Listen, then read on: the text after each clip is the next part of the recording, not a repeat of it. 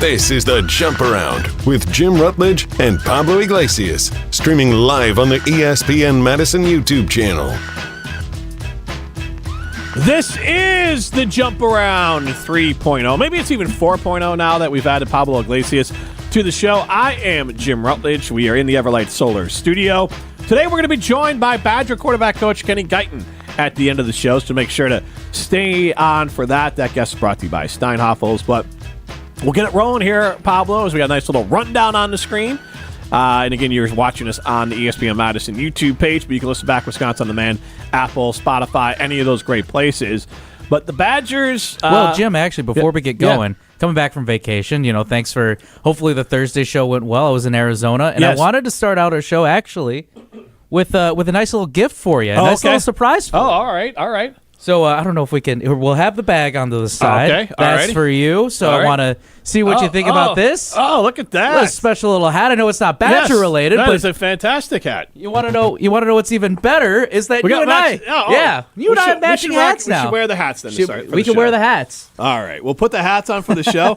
That is a fantastic hat. Wow, what a nice guy. I think we're losing viewers by the second with those two hats on, guys. There's just a bear on it. Well, yeah, it's just a bear that says defense. What is it? There were no green and yellow hats at this establishment that I visited in Scottsdale. What a nice guy Pablo is.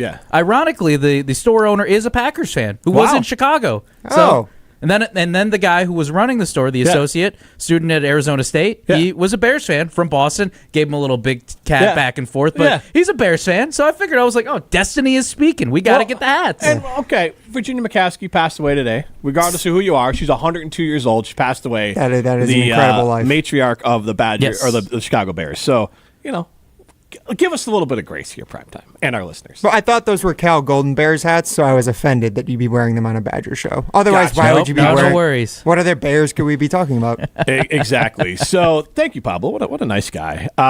And so... Teammate of the year. Yes, you really are. Well, here's the thing. I do... Ryan will tell you I do pay that back, so next time I go somewhere, I'll bring back something cool. Actually, my next trip... Actually, it's to Kentucky. Yes. I'm going to Kentucky. I was going to stay up north, but I forgot I'm going to go to... I won't name any, but there was a bourbon down there that the master distiller, his name was Jim Rutledge. So I'm still trying to find a bottle. Another Jim Rutledge. Yeah, and I get people message me on social media once in a while, like, loved your bourbon. Mm-hmm. Great. Well, it's funny. That happened to me because there's a Pablo Iglesias in Spain who is a politician. Okay. Anytime, and this is when I found out how to change Twitter and X notifications, how to move away from that when anybody tags you, that's when your phone would blow up. Anytime I got a very long paragraph in Spanish, I knew that he had said something controversial, something stupid, because most of the time people were attacking me, and I was like, hey, wrong Pablo Iglesias, that's not me. Yeah, there was a politician in the South that we didn't line up necessarily, and every once in a while people would message me, and I'm like, that's not... One, he is objectively 25 years older than me. And two, I live in Wisconsin, and I think they live in South Carolina. And that's happened to me before as well. Yeah. So, the more you know. I'm also no relation to Laura Rutledge if we're at it. But, not a sister, no relation. Nothing in this at case, all. I don't know her husband. I think he was a really good baseball player. Yes. I believe. So, again, clearing all that up, no relations on any of those side of things, too. Now we have the family tree out of the way. Iglesias and Rutledge. All right, so the Badgers, they had a meh performance against Northwestern. And then they came out and beat the snot out of Indiana. And Indiana, honestly, that could be the game of reckoning for the Hoosiers. Neither one of those teams are as good as the Badgers. Indiana, probably not a tournament team. Northwestern, likely not a tournament team. So I don't think Northwestern's at a turning point. Northwestern's missing their best player, and Chris Collins is a good coach, and so I think he'll probably stay around there. Woodson on Indiana, he's probably on his way out. They're spending a crazy amount of money on NAL. So good wins. And nothing I saw from those games makes me feel better or worse about the Badgers. I still feel like they're the fourth or fifth best team in the Big Ten. And before we get to ways they could either disprove me in the positive or negative. What were your thoughts on the Badgers' 2 wins since the last time we did the show? It just feels like it's honestly, not to sound too much like a broken record. I don't know if there's really anything above and beyond that this team can do right now or what they could have done these last few games to convince me one way or the other. Yeah. I think again, what's upcoming though is what I don't want to say concerns me, but more so it's a good test for them. They have three teams that are ranked coming up, and they have a road trip at Purdue, which Mackey is always a tough place. They've done it before. They've won at Mackey in the last few years. I'm curious to know what this Illinois game is going to look like. The Badgers are actually ranked a little higher than Illinois, which is something I didn't think was going to happen this season. The Michigan State game down the road at Michigan State, that I don't know if I say is a coin toss. Can't say the Purdue game is a coin toss either, but this Big Ten situation, it's you never know how things are going to get, especially as we get to March. And I think these are going to be more bigger tests. Iowa, we'll see. They kicked the snot out of them earlier this year, but that's at the Kohl Center. You never know what happens when a team's looking for revenge on their home court. I think they got it at Iowa. At Purdue, that's the game where I'm wondering. But you do get a week off. You get a whole week off. You get to revive. You get to be ready to go before you head over to West Lafayette. So I think that actually might give them a good situation to have that week off before they go into Purdue. I agree, but look, with Wisconsin Badger basketball, I think they're going to lose at Purdue. But I do think, like you said, I think beating Iowa is, I think, something we can feel pretty confident about. At Purdue, I don't feel very confident about. And then you got Illinois and Oregon. If you split those, Illinois is very Illinois is a better basketball team. They're fast. Not playing like it currently. They're very fast. They seem a little bit inconsistent, but they are very fast. And then the Oregon Ducks, I would say probably not as good as the Badgers, but not like completely.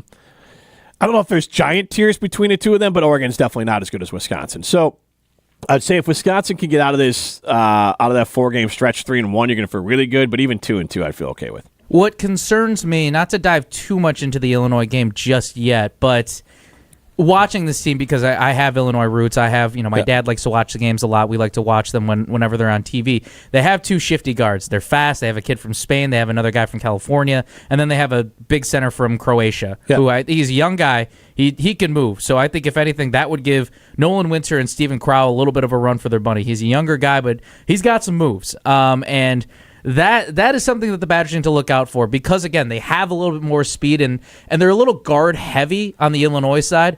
But, again, they're faster, and this Badger team feels a little more physical. I'm curious to see how they match up and what that matchup's going to look like, especially at the KC. Yeah, out of these 4 games, I think the most likely scenario is they split and they lose to Purdue and Illinois. But then the next most likely scenario is they could lose 3 of these. I think they're definitely beating Iowa. Oregon, again, not as good as Wisconsin record-wise, but still a team that I think could give Wisconsin some fits. But they're mirrored in a losing streak right now. So tell me this then. If they were to lose those 3 games, there's no moral wins, there's no moral victories if you lose a game, but say they keep it close. Yeah. Do you feel like at the end of the day, no matter what, they lose all 3 games, are you out on them, or does it depend on how they play against these teams? If they lose all 3 of those games, I still probably don't put them worse than in competition for the 6th best team in the Big Ten. Yep. I mean, with UCLA and Illinois, depending on what they do in Maryland. But obviously if Illinois beats them and Illinois wins a couple games in between, then you have to kind of vault Illinois in front of them. So sure. Wisconsin, to me, is a upper-middle Big Ten team. I guess if they beat Purdue, if they go 4-0, then I have a conversation in the other way. Or if they beat Purdue and Illinois and they maybe lose a weird one to Oregon, it's a different conversation. Maybe they're going higher up. But I don't see them going further down than 6, unless they go 0-4 in the stretch, which I just don't see happening. So I think, again, nothing Wisconsin has done has really changed my opinion that they are a team that is exceeding expectations to an incredibly high level. But we don't want to, as fans, if you're coming into a tournament, let exceeding expectations color what this team is. This is a good basketball team. It is a good Big Ten basketball team. It is a fringe, wherever you want to draw that line, upper echelon Big Ten team. I wouldn't call them upper echelon because I'd probably draw the echelon at top 3 teams, but that top echelon. But they're right in that second-tier Big Ten team, and I don't want to conflate the immense amount of success and excitement around them overachieving to them being a upper echelon Big Ten team or a team that is in play. I believe Mark Tauscher said this team looks like a Final Four team. I think Mark Tauscher forgot what a Final Four team looks like because that is honestly an affront to what Ben Brust and Kaminsky and Decker and all those guys did to think I'd that love this to team, believe that. outside of it's a Final Four team in the way that like Dick Bennett got his team to the Final Four. Sure, anything can happen. But it's not a Final Four team where you say this is one of the best 4 teams in the country. What does make me wonder, I don't know if they're a Final Four team, and maybe this is just setting the bar a little low for me ever since I've watched the Badgers, since I've covered the Badgers. I think just making it to the second weekend, that's just... I went Sweet 16. Sweet 16, you can make it to the Sweet 16. Obviously, you want to go all the way, but just make it to the Sweet 16. That's all we're asking for right now, and it doesn't seem like that's a hard ask, especially with the talented teams that they've had the opportunity. Let's look at the Johnny Davis here, too. The Johnny Davis season, I remember Clark Kellogg, I think. I was at the Selection Sunday party. Clark Kellogg, I'm pretty sure, had them in his Final Four. Look, the Badgers, if they make the Sweet 16 this year, it's an A+. Like, it is an A+ season for Badger basketball if they make the Sweet 16. Wait, but they were predicted, like, I think 17th or something like that in the preseason polls? And again, I would like to point out, Gard he always goes away from that, too. But you can't help but you can't help but think about that. But also, let's not dunk on people, the polls. And look, you look on paper for this team, you going into the season, that was a proper representation for what Badger basketball could have been. Now they're exceeding expectations. It doesn't mean a bunch of dum-dums were wrong. It's just you lost A.J. Storr and Chucky Hepburn along with other seniors. You didn't add anyone on paper that people knew who they were. Nobody saw the big jump from Blackwell. And if you are predicting something out, you can't just predict a random player is going to make a massive jump. Because sometimes they do, but sometimes they don't. You can look at Frank Kaminsky came out of nowhere. Jared Bergen was supposed to be the guy who was going to be Frank Kaminsky. He never made that big jump. So you just never know who's like the Badgers are always going to be hard to predict because there's going to be someone coming out of left field that has to lift the team up. And so shout out John Tanji. Fantastic. And so I look at this team and say, hey, coming into it, all the criticism and all the thoughts of them was fair. And now we all can be very happy that those criticisms and thoughts were wrong. Like, both things can be true. You don't have to dunk on everyone. It's just getting nicer in my old age.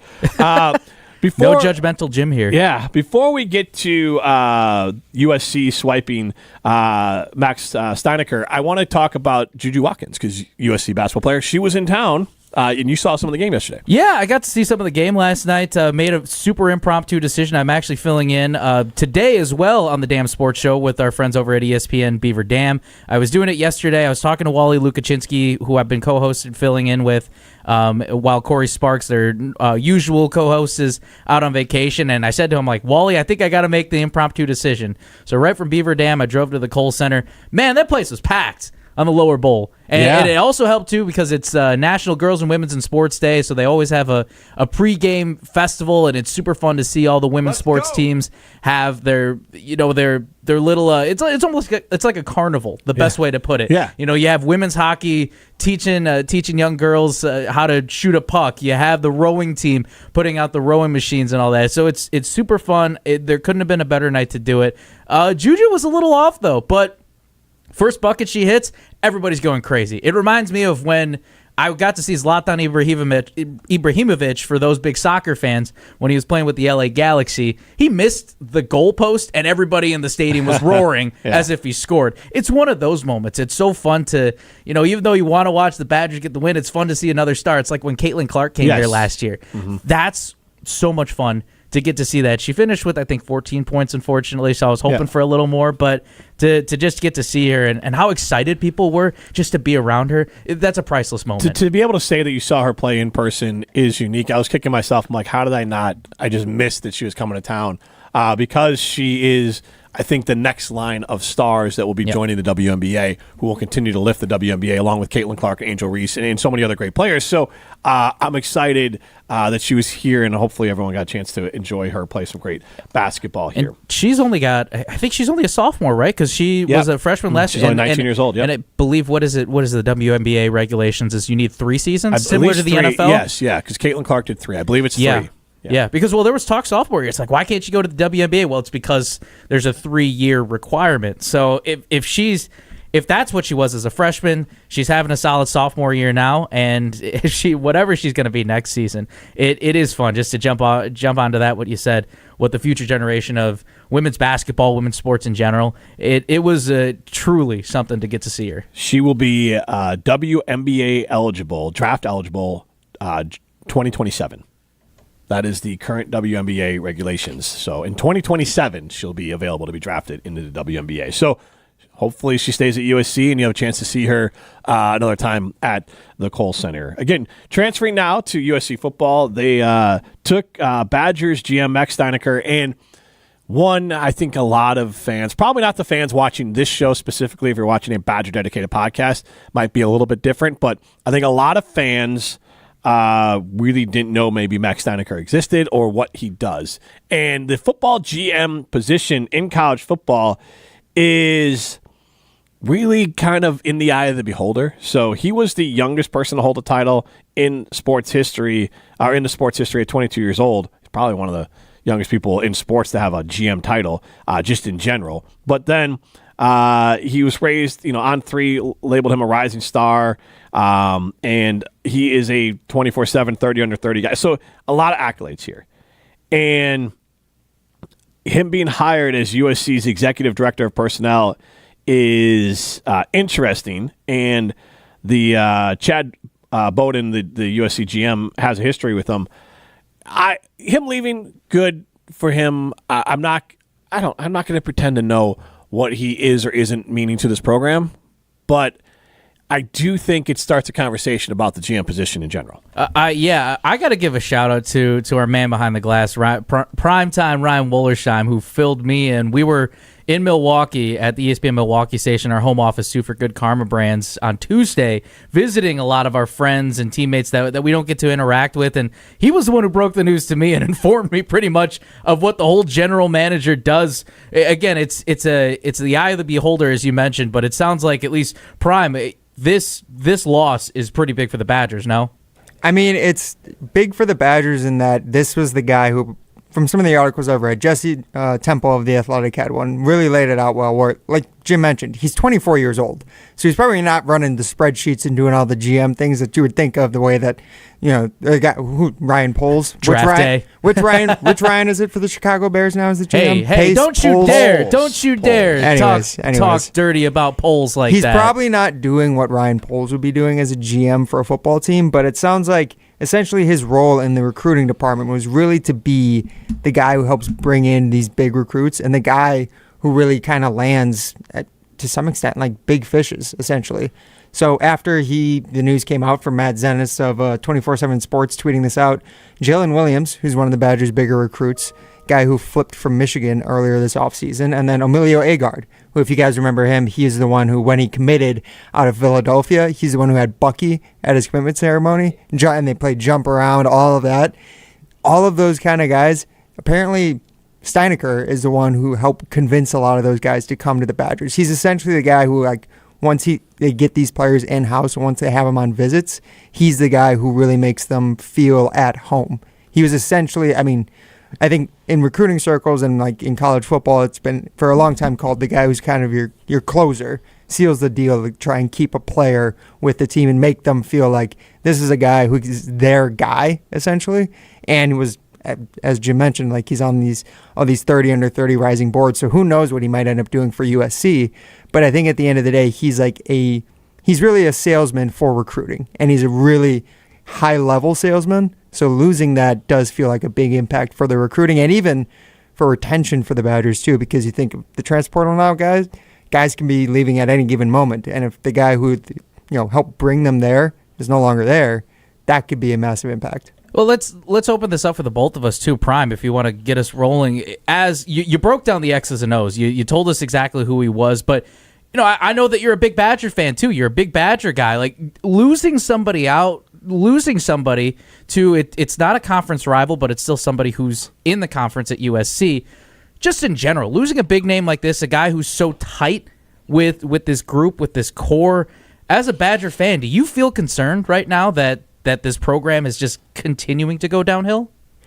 Not necessarily go downhill, but it is tough when you see every offseason. I mean, it feels like every offseason now. Like they're having some of their best up-and-coming assistants and best up-and-coming players being taken by other programs. I mean, it happened with Xavier Lucas earlier this offseason. Last year, I remember it happened with the Badgers secondary coach who left then for Alabama to become their co-defensive coordinator. His name escapes me right now, but then they bring in Alex Grinch to help replace that this offseason, and then he leaves to take a bigger role at UCF. It's just the amount of shuffling and the worry that it doesn't feel like they have a consistent nucleus of guys who you can depend on, whether it's on-field coaches, players, and now even like the off-field recruiting staff.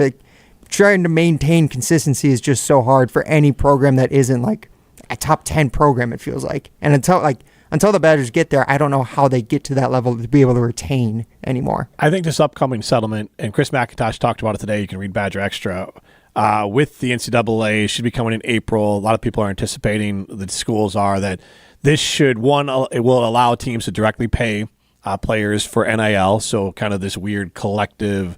Again, I compared the collective to like a political super PAC of like, oh, we don't know what's going on, but you know exactly what's going on. But like you had to play this farcical game. It looks like there maybe should be a cap or like a pool of money that start around $20.5 million. And I don't know, conferences or how they're going to decide that, but then also a little structure to contracts and enforcement for contracts, things like that. That should maybe help the Badgers add stability to it. But you talked about the big schools. And so the Alabama Crimson Tide, their GM, Courtney Morgan, gets paid $825,000 per year. Wait, how much money? $825,000 per year. I thought you said million for some reason. Oh, no, sorry. Oh my God. I was like, Texas Tech. Ryan Day just got like $12.5 million. Yeah. Where's all this money coming Texas Tech's from? GM, James Blanchard, gets paid $800,000. I can't find Max Steinecker's pay. I will say, when I was reading one of the articles about the GM position, is that the majority of college football GMs get paid like in the 5 figures realm. So he's probably getting paid under $100,000. I mean, I don't know if any of that was public necessarily, but with USC now, you imagine going there, probably a big pay bump. But also he's going there to not take that job. It's a subsidiary job to the GM. So from what I saw is that the GM is the guy who he worked with back in Cincinnati, worked with him on Fickell's staff. Executive Director of Personnel, yep. From what I've seen is that like GM, Executive Director of Personnel could be interchangeable. It's going to depend on case to case, department to department. Assistant you can make a case that, right. Now, maybe. I'm not, like if you wanted to spin this not to freak out, one, Wisconsin didn't value this guy enough to pay him what a GM gets paid at Texas Tech and Wisconsin. I understand it's Texas, the money there, but like, okay, less than $100,000, $800,000, that's a massive gap. And so there's that little part to it. But maybe they were slightly, Wisconsin has been at times with the NIL and a little behind the curve. Like they're a little slow on the varsity. They might have a GM who thought, hey, he'll be our closer, when he might be going to USC to be their closer, but USC's closer has the title of Executive Director of Player Personnel, which is more of like just focus on making sure the players have a good time when they come here. And those people existed in the past, and I can see how Wisconsin could not make a mistake, but there were people who were at Wisconsin who were people who were there to make sure the athletes had a good time. Not like in a nefarious way, but like, hey, let's make sure they have a great time on campus, and we're going to be your best friend, and we're going to show you around. And they would set up visits with the player, with current players, and make that whole thing happen. That was sounds a little bit like Steinecker's role with Wisconsin. So I think Wisconsin needs to figure out what they want this role to be. I have one name and one name only I'm going for this role, and we'll get to that in a minute. But one, it's just be Barry Alvarez. But two, that would work. But amen. I'm sure Barry doesn't want to do that. But I think they need to figure out. He explicitly said on the Great Dane Huddle that he is very happy that he's not part of this new generation of college football. And I think Wisconsin needs to figure out what a GM should be in for a Power 5 football program. And that's what they are. Like, what is that position? What does that mean? Should not mean they have power over the coach, but they should be someone that maybe is more than just a hype man, someone that has helps manage the cap, if you will, or manage the funds and talk with agents and talk with. So how much more is involved with that? Who's doing that now? And now with the change, which will start next season, because my understanding is this new deal will be happening in April with the NCAA, that next season these things are going to be in place. So this could be an opportunity for Wisconsin to put in someone who is more of a traditional GM, because you look at some of the other GMs, it's very much a mixed bag. Andrew Luck is the GM of Stanford, but Andrew Luck is also an incredibly smart and gifted person, not that Max Stienecker wasn't, in addition to being a name. Ron Rivera ran a football program for years at Washington and Carolina as a defensive guy. He is now, was it Pittsburgh? Where is he at? I forgot. He's at Cal. Yes. So he's at Cal. And so that makes sense. I mean, it's a big name, so you could put a big name in there and say, all right, we've got some cachet, but also they understand whether it's the fundraising, the business side of it, in addition to you bring a player. Ron Rivera still carries some weight, and obviously Andrew Luck does as well. So you could bring in someone that they kind of are closers in the fact that they're big-time names, but they're honestly there to help make boosters more excited and maybe make their coaches' jobs a little easier, because they can be out doing some of the fundraising and doing some of the face of the program stuff, because they are a face that could draw things in there. The idea of what a GM is very, I would say, abstract. So again, just Googling, and then Pablo will get to you in a second here. The role of a GM in college football is becoming similar to that of an NFL GM. Well, if that's the case, Max Stienecker was not qualified. This is due to changes in recruiting, such as a transfer portal, name and likeness issues, and then with NIL, you have to compete for players all the time. More than just coaching and recruiting, it's about how much money they can offer and how that money is getting paid out. So as much as the players coming in might have loved Stienecker, I think Wisconsin can overcome, if his biggest strength was being a great closer and a great hype guy and getting kids excited to come here, I think they can overcome that by adding maybe layers to that position. Again, hiring someone who is the same position as Stienecker just took to USC and make him director of personnel, and then hire a GM over him. And so now you have someone who is the closer, hype person, make sure you have a great time on campus, make sure you realize how great it is to be a Badger. But then you have a GM who's, again, just Googling it, this is the person who should be really making the program go financially with the football side of things. Well, let me just jump back at you, and you had the name. I do. Who is the name? All right, so I'm going to give you qualifications. I want someone who has personnel and experience. I want someone with ties to Wisconsin. I want someone who has... It's like the dating game. Ideally, someone even with some NFL experience as well, but someone who has an experience of helping players adjust to college life, adjust to NFL life. But again, very important that they are connected to the Badgers. Someone who's had business experience, but then also collegiate experience and NFL experience. Someone who's maybe training to be an executive that could use this as a jumping off point. And I got one name and one name only. Do you guys know who I would nominate immediately? And I hope to God the Badgers have at least called. I have not contacted this person because I didn't want to have any insight if this was dead or not dead beforehand.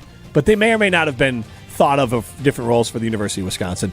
And that's Lamar Soup Campbell. Ooh. Lamar Soup Campbell at Wisconsin helped the Badgers bring in players when they transition from high school, all athletes, not just football, but transition from high school into college. Then he went and worked for the Chicago Bears. He helped those players with their transition, those young players from college to the pros. And now he's in a growing more as an executive with John Schneider in Seattle. We had him on the jump around. He is trying to work his way up into maybe it's a GM role in the long term in the NFL. He's trying to get that executive path in the NFL.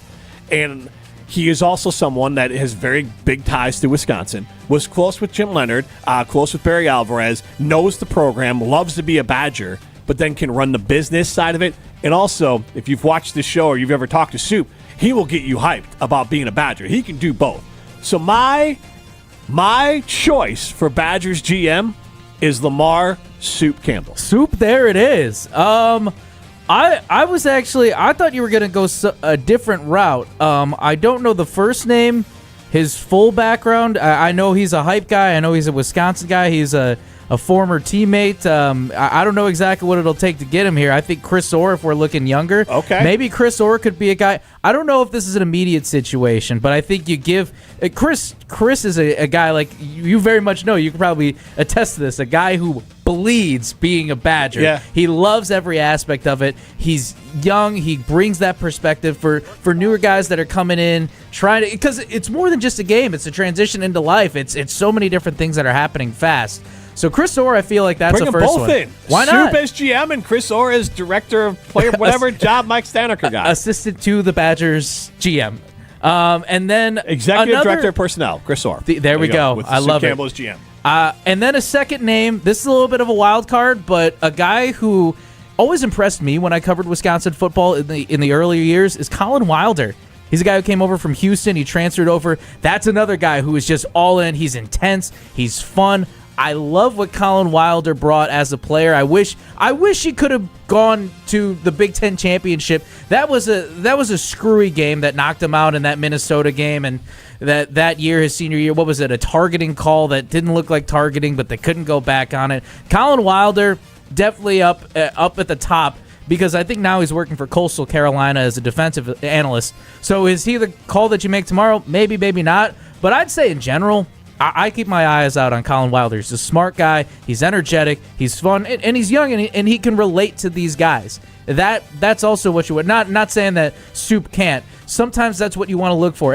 Whatever you look for in a leader is always going to be different. I think sometimes, though, too, now when you look for younger leaders and in this role too, with how fast things are changing, maybe it's not a bad idea to go with guys that are not too far off in an age difference.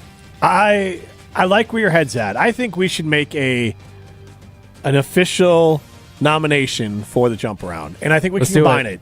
And I like Chris Orr as a teammate.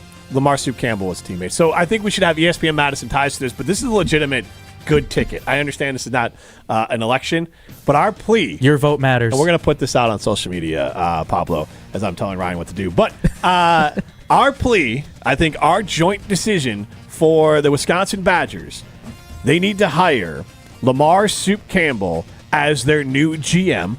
Former Badger, has worked in the NFL, is working his way up the executive ladder in the NFL, has played for the Badgers, has played in the NFL, has had a business career, and has worked with the Badgers with student athletes. Lamar Soup Campbell is the choice, in my opinion, for GM. And then, I think they also need the title that Max Stienecker just got at USC, an executive director of personnel, which sounds like maybe that's that connector to the youth. And don't get me wrong, Soup will connect. But add that other person, that's Chris Orr. You have Soup and you have Chris Orr. That's a 1-2 punch. Anyone that arrives on campus is going to be a Badger. So that's it.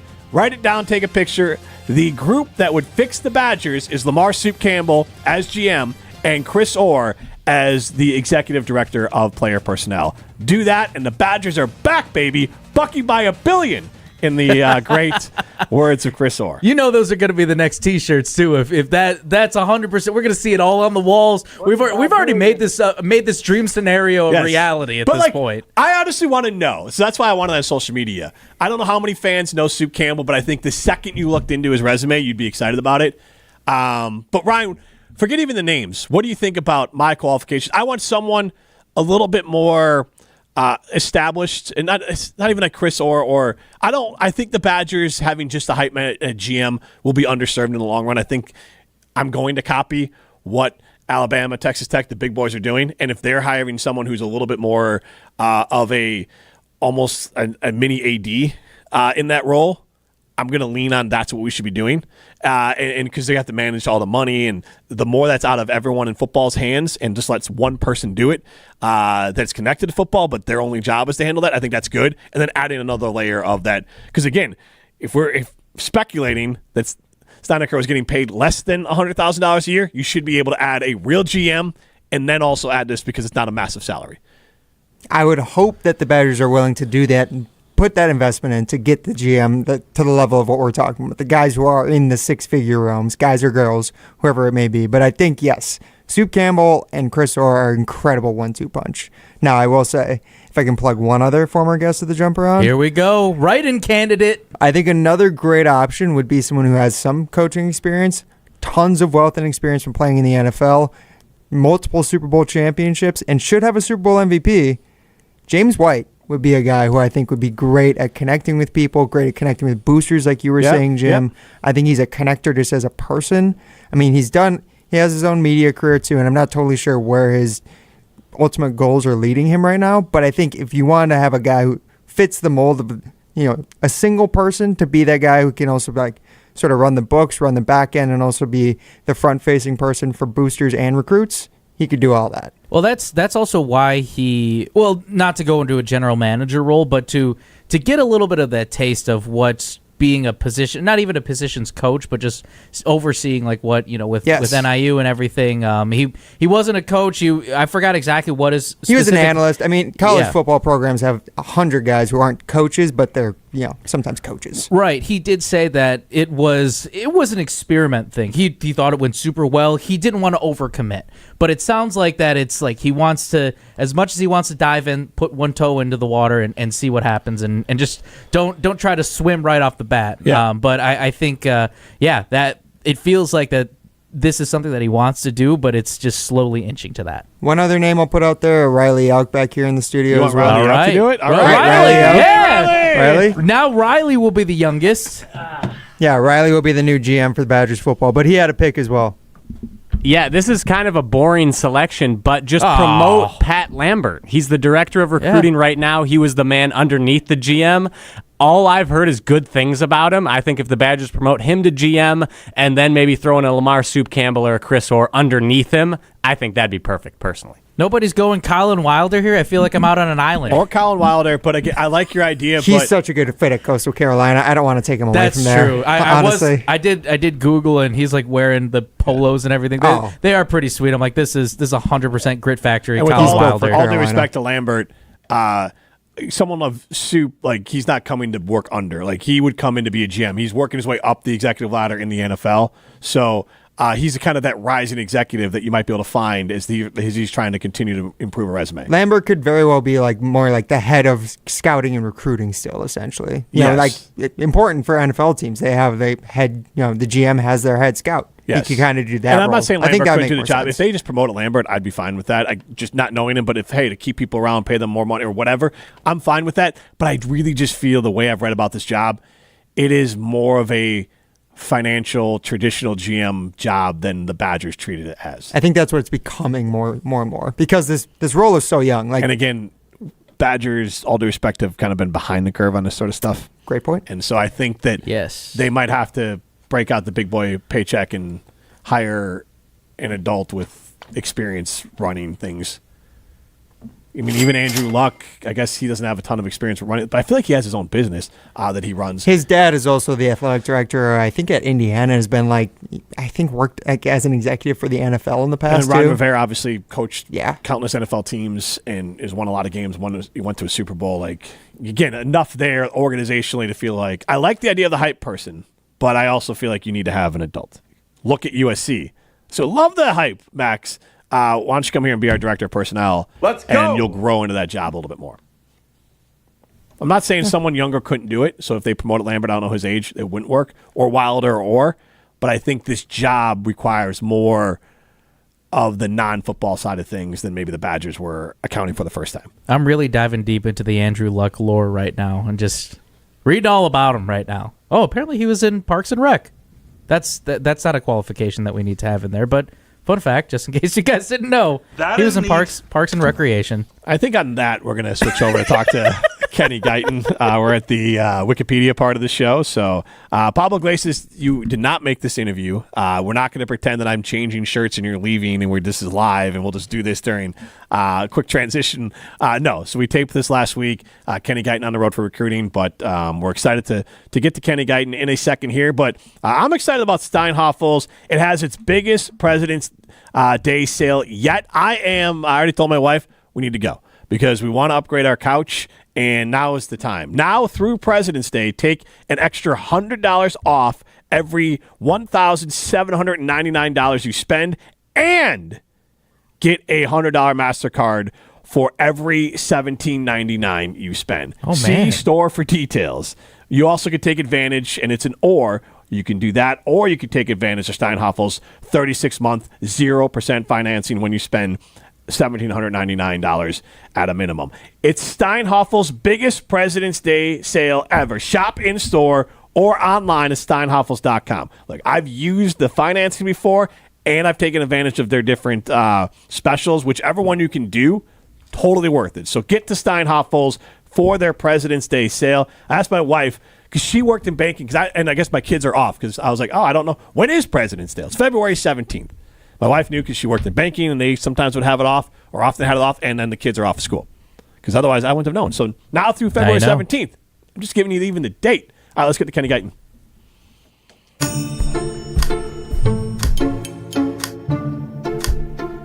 George! Honestly, Abe, it's 4:30 in the morning. But Steinhoffel's President's Day sale starts today. Come on, man. It's Steinhoffel's President's Day sale. Get up to a $300 airline gift card, plus our special 18-month financing.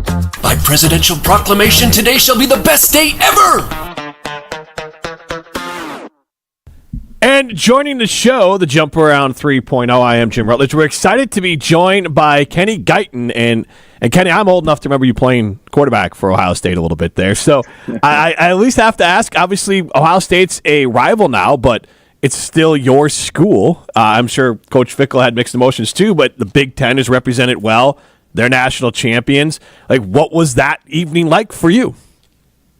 Oh, it was awesome, man. I mean, coming from the SEC, I spent my last 3 years there, and seeing that talent pool and seeing that, competition year in, year out was really, really good. And to come to the Big Ten and first year you're here, have the Big Ten win it all was awesome. And obviously, if it's your alma mater, it's even more icing on the cake. But I tell you what, they walk into Madison next year, we'll be ready to roll. I love it. I love it. And there's been, obviously, Coach Fickell's an alum and he's played at Ohio State. Your quarterback's coach now for the Wisconsin Badgers played at Ohio State. JT Barrett is now the quarterback's coach at Chicago. So there's not just a player lineage there. There's a coaching lineage that's coming. So I wanted to just talk about how your time as a player has helped you develop as a coach. And was there something in that time when Fickell was there that made you feel like you wanted to be a coach and maybe someday with Coach Fickell?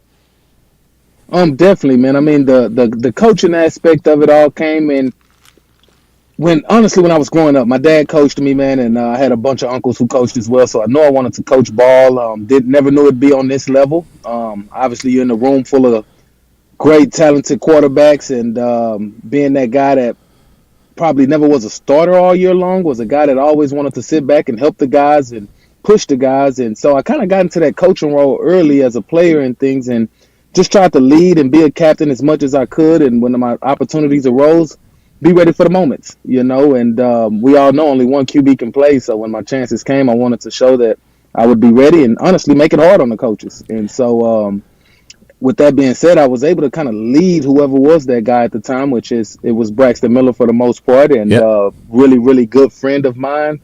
Love him to death. I always wanted to be right there in his corner. And when you're that kind of guy, you kind of start getting into that coaching role.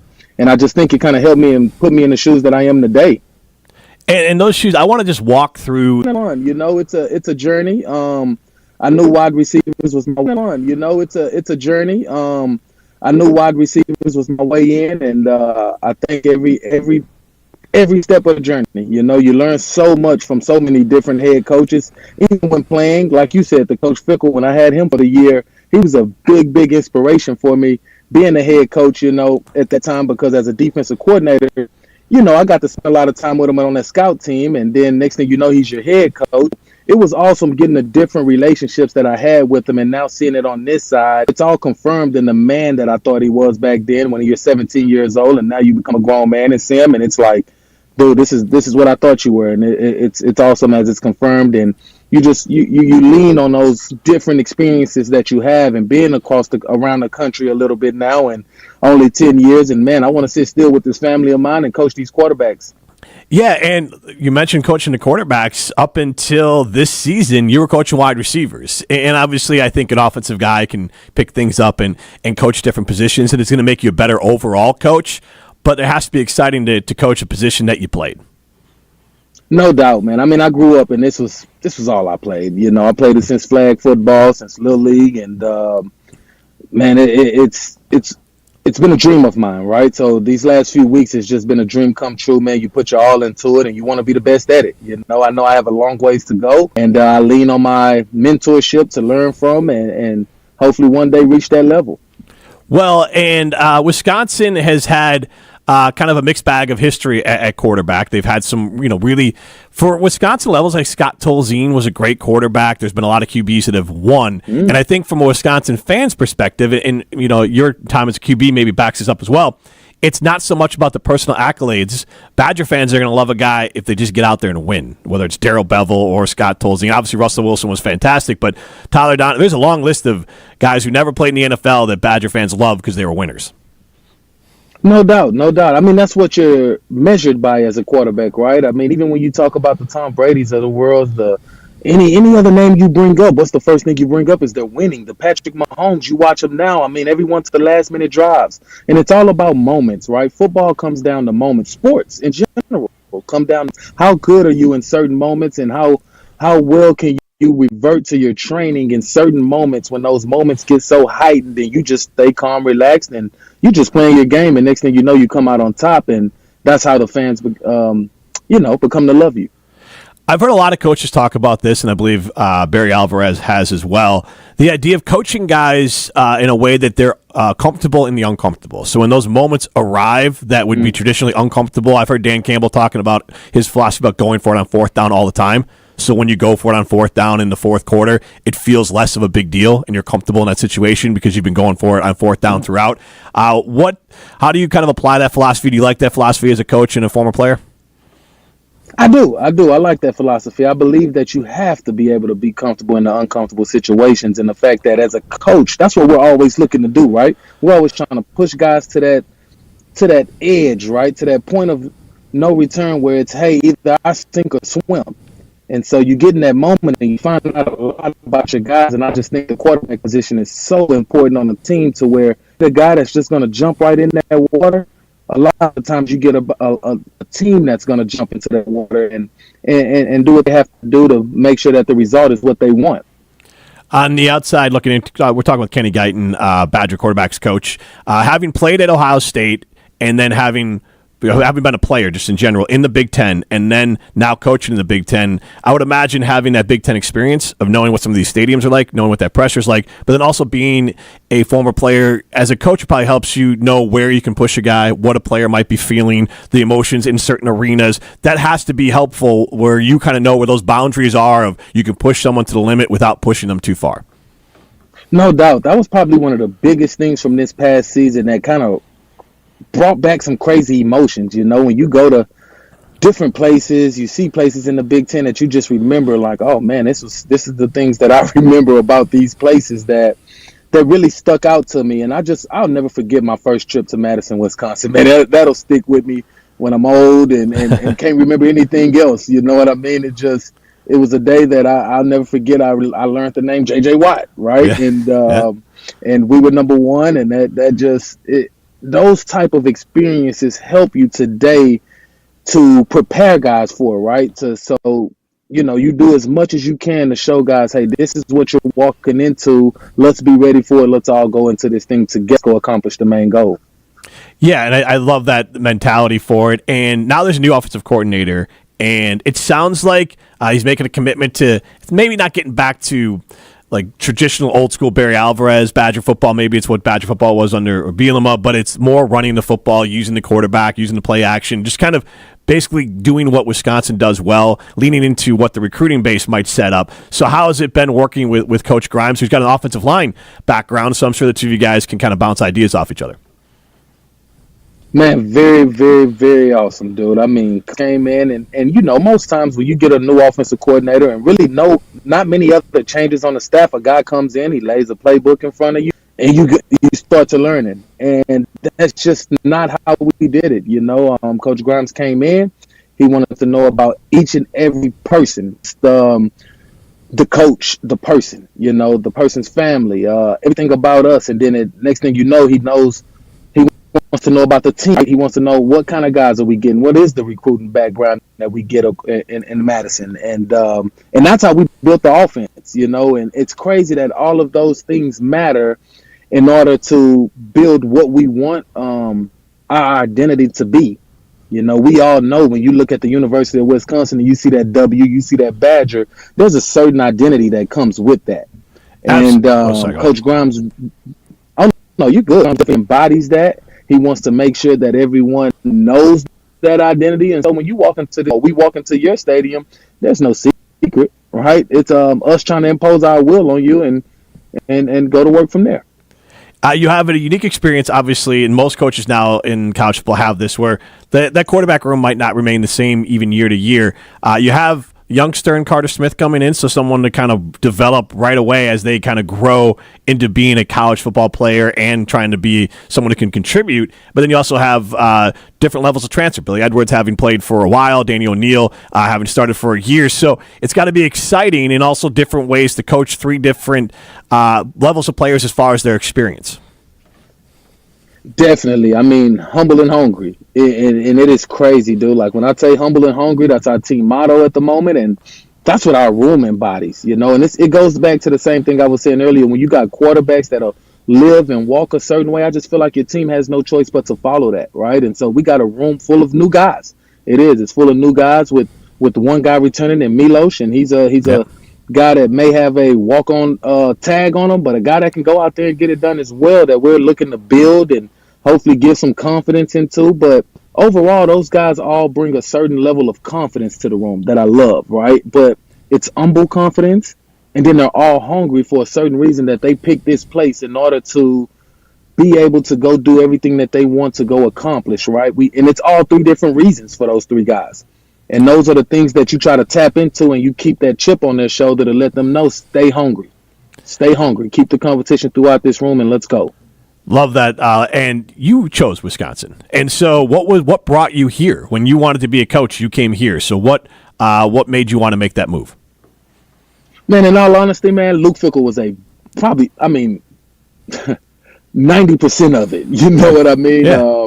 Coming from the SEC, dude, that's hard. As a young kid, man, I say young kid, young man, that was having a bunch of fun. You know, I left Arkansas, where a place that the head man that I love to death and Sam Pittman made me the offensive coordinator, QB coach as I left, and it was interim and things, but you know that takes a toll. You know, that's something that you hold in your heart, and so man, when I got the call, you know, that's a call that you pick up. I've known the man since I was 17 years old, you know, and I've known what he's all about. And to me, in this coaching industry, I want to be with people that's about the right things. You know, that's about these kids. That's about these young men growing into men and things of that nature. I came to a place from Houston, Texas, all the way to Ohio because of a man named Jim Tressel. Mm-hmm. Yeah. And Jim Tressel is a man that I think of as the salt of the earth. And it wasn't just all about football with him. And that kind of goes back that I talk about Coach Fickell and Coach Grimes. They care more about the people, the person, rather than the actual coach and player. And so at the end of the day, you give more to those kind of people. And you know, it was the same way with Sam Pittman as well. I don't want to, make that seem crazy at all. But it's just different when it's with someone that you've known since you were 17 trying to figure out life. Absolutely.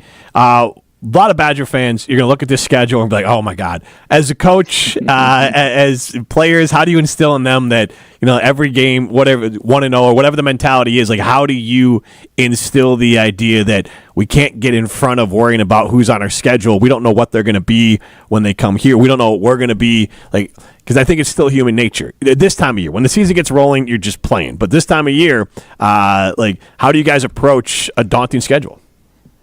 Honestly, I hope that's the reason you came to Madison, Wisconsin. It's because of that schedule. If you're not that kind of guy, you're probably in the wrong place. With the guy that I know, Coach Fickell to be, this is what we want. We want to play the best in order. I mean, we all here, right? You got to beat the best to be the best. I mean, we got the national champs walking in next year in a month of October that is going to be a really, really tough stretch, but we look forward to it. It should bring out the best in our team. No matter where we stand at that moment, we ought to be at our top peak as we walk into that month. And what the entire coaching staff, fans want more, coaching staff wants more wins, they want more production. So how do you balance the disappointment maybe of the last 2 years as far as wins and losses to be able to recharge yourself and then be ready? Because you've had success as a player. Coach Fickell has been incredibly successful as a coach, and you want it to work. You feel like you're doing the right things to work. So how do you kind of keep that mentality high to kind of just restart, kind of pack away the last couple of years, wins-loss record, and come in fresh? Because it's got to be hard to do when you're so used to success and you want success so bad.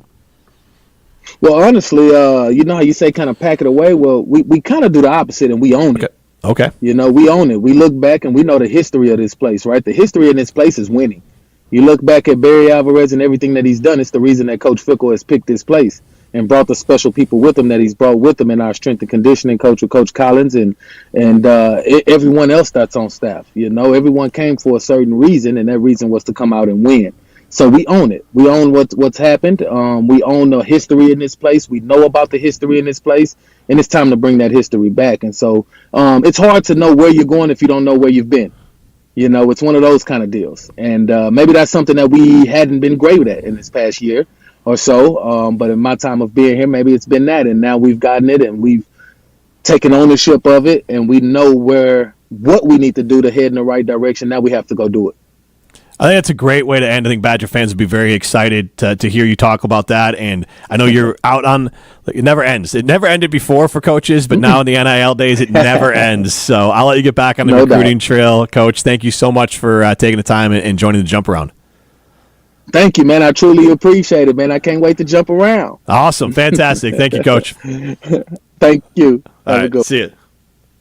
See you. Can't help but feel excited about the Badger program after hearing Kenny Guiton. If you missed any of that, you can watch it back on ESPN Madison's YouTube, Wisconsin On Demand, Apple, Spotify, any of those great places. For Pablo Iglesias, I am Jim Rutledge. This has been a Jump Around 3.0.